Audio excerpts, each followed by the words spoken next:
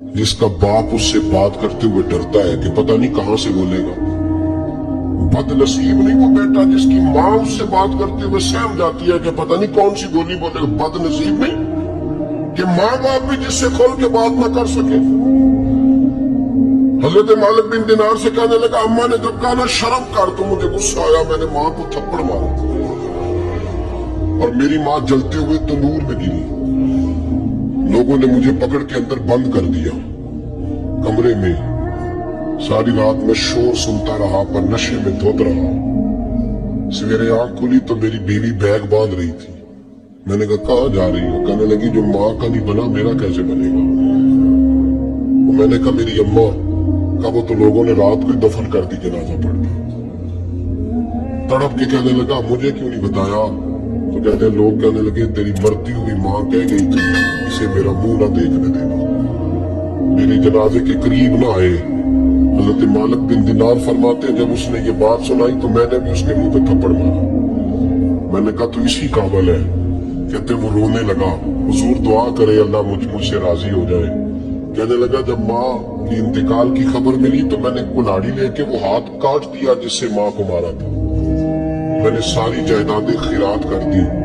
24 साल हो गए, 24 साल सारी रात नमाज पढ़ता हूँ, रोजा रखता हूँ, हज करता हूँ, पर हर साल कोई आके कहता जा दौड़ जा तेरा कोई नहीं कबूल हुआ। हुजूर दुआ करे मालिक राजी हो जाए। फरमाते मैं थप्पड़ मार के आ गया। मैंने कहा तुझसे राजी हो जाए इतने जालिम से?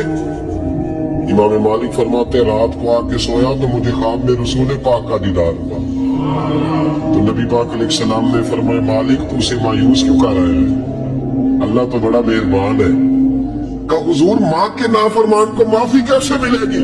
तो इमाम मालिक फरमाने लगे नबी करीम ने फरमाया जा उसे जाके बता दे तुझे कयामत में तेरी माँ की वजह से बख्श दिया जाएगा।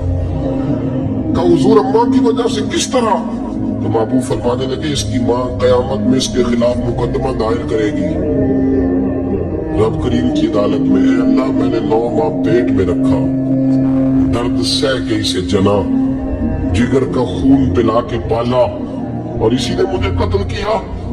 रब करीम इसकी माँ का मुकदमा सुन के कहेगा उठाओ इसको दोज़ख में फेंको, इसने माँ जलाई थी इसे भी जलाओ। महबूब फरमाने लगे जब पकड़ करके मालिक उसको मोहम्मद बिन हारून को लोग ले जाएंगे ना जहन्नम की तरफ, अभी फरिश्ते घसीटेंगे ही तो पलट के फिर अम्मा की तरफ देखेगा और दूसरी दफा फिर घसीटेंगे तो पलट के देखेगा और तीसरी दफा फिर पलट के कहेगा अम्मा ये मुझे जलाने लगे, अम्मा ये जहन्नम में फेंकने लगे।